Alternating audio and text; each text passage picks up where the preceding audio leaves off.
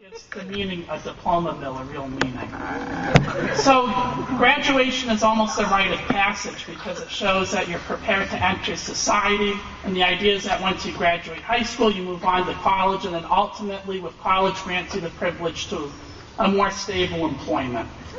Now, hold on. This linear progression of events is supposed to start roughly at 14 and continue to around 22 years old or longer. Viewed in this way, each step in one's education and subsequent career is a mere means to an end and always points to something beyond yourself. The problem with this view is that it's deceiving because it implies an assured progression of cause and effect, and it creates a linear perception of time. But with events that aren't necessarily guaranteed. So, to use a more fancy term from academia, if we're going to deconstruct this narrative, we quickly realize that time does not really work like this. That while the plans we try and impose on our lives may be linear, nature is not. The idea that time moves linearly is particularly Western, and to mention now, the most great example would be Marx's dialectical materialism, if you want to know what linear mentalities are. And if you want to look at cyclical time, you might want to look at Hinduism that breaks down the progression of time as a sort of as a wheel, and each age, and then the wheels are broken down into spiritual epochs.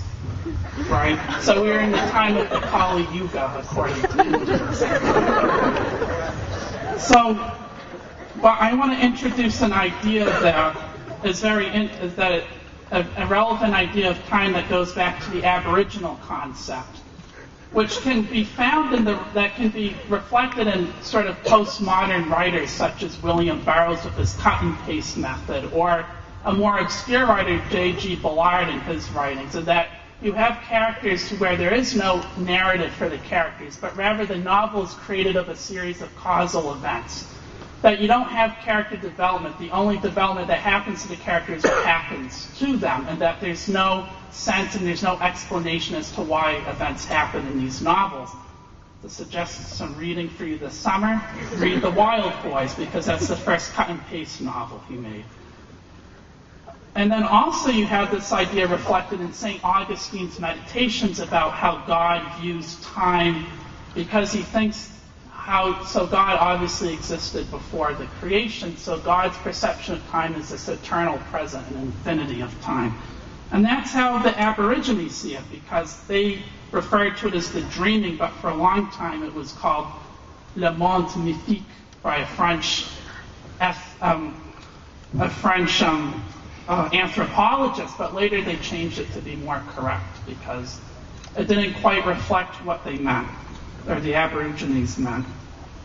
So the Aboriginal view is that the mythic creators of the world were in a way still men and women, and that they communicate to us in the present through archetypes, so that right now in the Aboriginal view of the world, where all time is present, so such as that according to this view, the hunter can only become a hunter by embodying the archetype of a hunter, and only then can he successfully complete his tasks. And all other acts of creation are done as such, because in reality, these people are still alive in the Aboriginal view.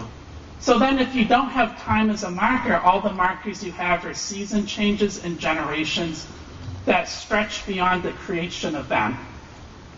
And so the rite of passage in the Aboriginal tribe is called the walkabout, where you recognize the spatial significance, because if you don't have time as a marker, then you only have space. So each space that you encounter has a mythic history to it that layers upon it, and that your interaction with that goes back to the original event. So the reasons I bring up the Aboriginal sense of time is that I believe our senior class embodies the spirit, yet perhaps without being aware of it. So many of us are swarming to graduate, to get on to the next step in our lives. Yet we have a severe inhibition to leave this time and place behind. Yet if we think of time in the Aboriginal sense, we never do in fact move on to the next thing, nor do we in reality leave something else behind. Rather, we remain here now in this moment. Through our actions, we participate in the event of creation. During my sophomore year at Putney, I became deeply unsettled when I observed my peers embracing the trappings and celebrating the hard stretching that comes from a life of physical labor. I grew up in an environment where work was not seen as an edifying option, but rather as a necessity.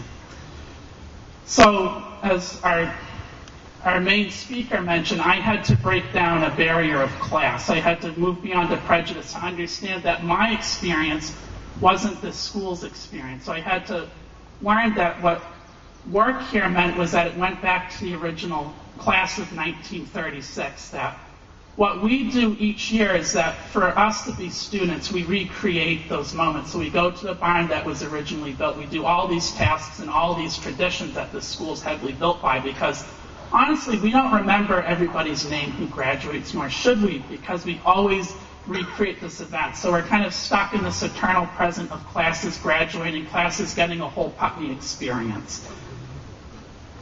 Now, the challenge I'd like to leave with you is that the class of 2011 is to become aware, and if you're already aware, is to be mindful that you have learned about time at Putney. Our time here, viewed properly, has not been about getting to the next thing, which is never guaranteed, but rather about having participated in an event for its own sake in order to recreate a new each day.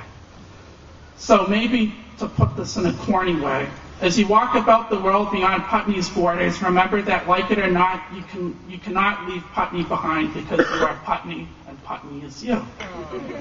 Thank you.